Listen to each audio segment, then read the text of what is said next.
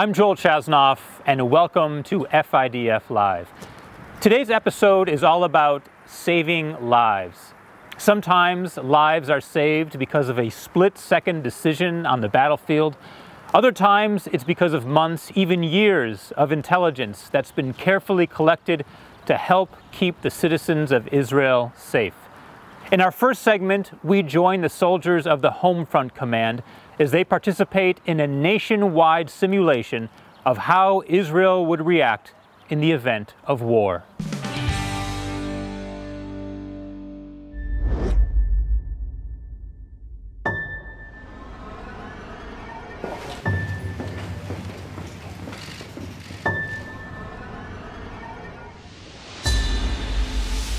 This morning, the Israel Defense Forces launched a campaign to expose and neutralize a network of terror tunnels on our northern border with Lebanon.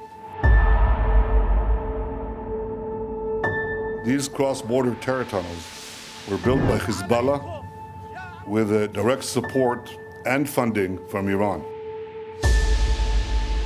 They were built with one purpose in mind: to attack and murder innocent Israeli men, women, and children.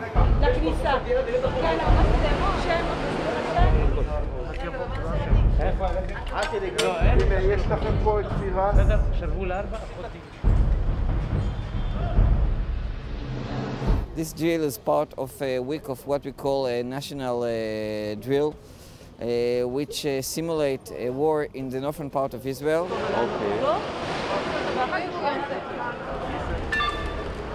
We drilled here in the Galilee Medical Center in area, but we evacuated 25 patients who are hospitalized here in the center and transported by EMC organizations to Shaarei Tzedek Medical Center in Jerusalem.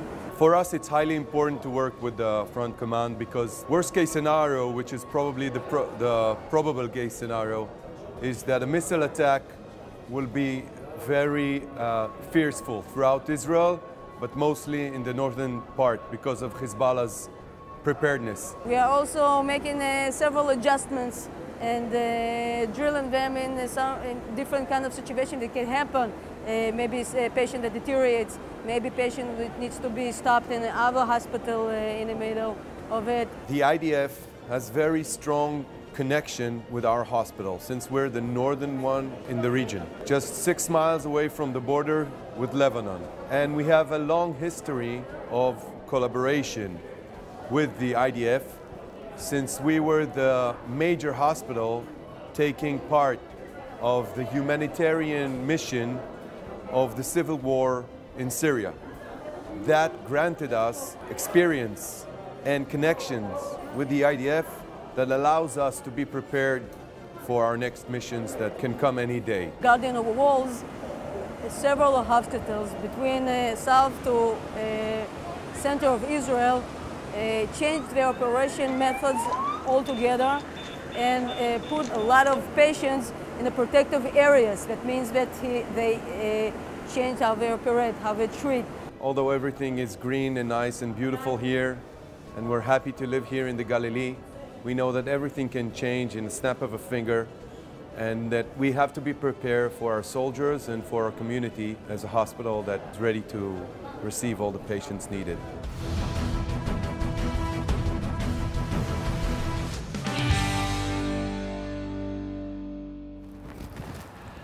Saving lives isn't just about what happens in an emergency. It's what happens day in and day out, often while the rest of the population doesn't even realize what's happening. That's the story we're going to explore next, up here on the northern border. We're with the battalion known as Shachaf 869. They are literally the eyes and ears of the country. Their job is simple. They monitor the border with Lebanon 24 hours a day, 365 days a year. They're looking for any sign, any threat that Hezbollah or Iranian militants might attack over the border. Now, of course, what they do is highly classified.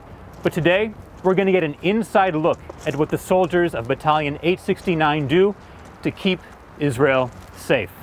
I'm joined right now by Lieutenant Roe First of all, thank you so much for joining us on FIDF Live. Thank you for having me.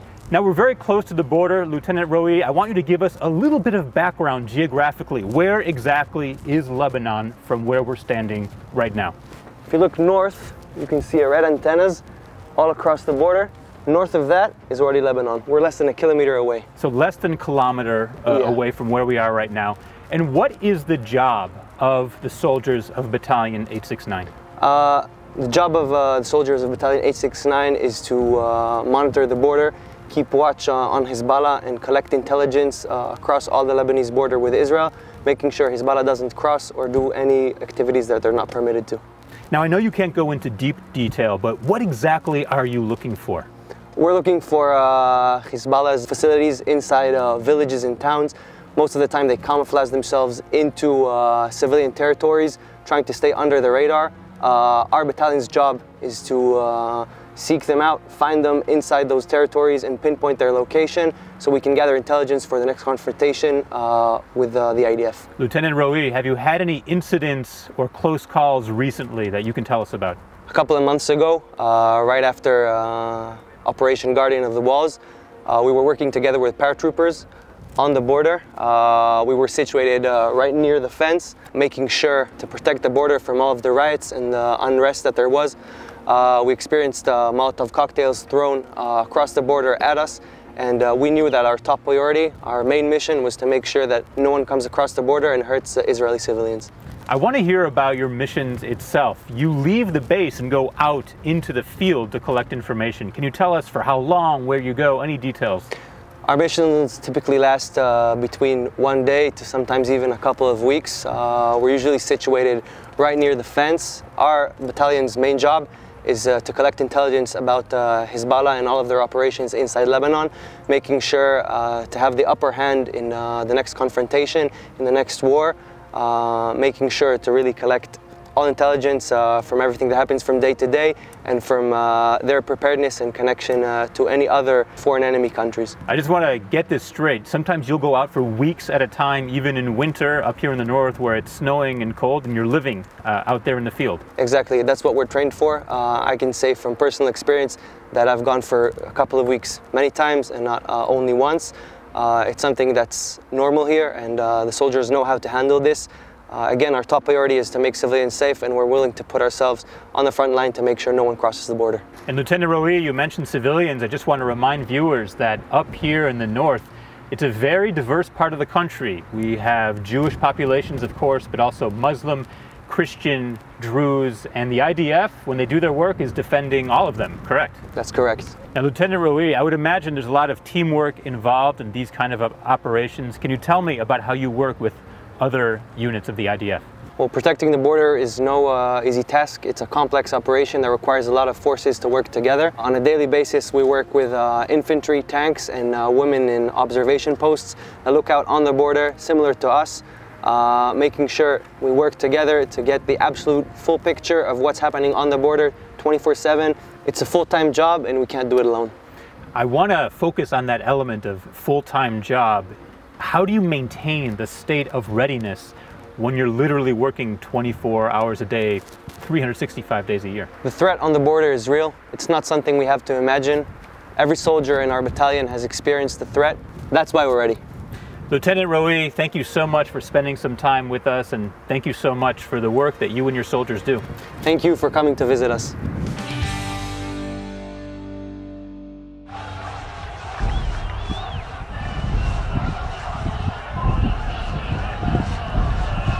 Since March 2018, Israel has been constantly thwarting violent terror attacks along the Gaza border. During one of the Friday riots, IDF soldiers were attacked with grenades, firebombs, improvised explosive devices, and more. This particular riot, in September 2018, is one that Hila, a combat paramedic in the 9th Battalion of the 401st Armored Brigade, will never forget. The medical team was constantly on call next to the fence, and we were waiting in the armored ambulance. Suddenly we heard on the radio that a soldier had been injured in the chest severely, and we got there as soon as we could. And when we got there, we saw that it was Yehuda, my commander.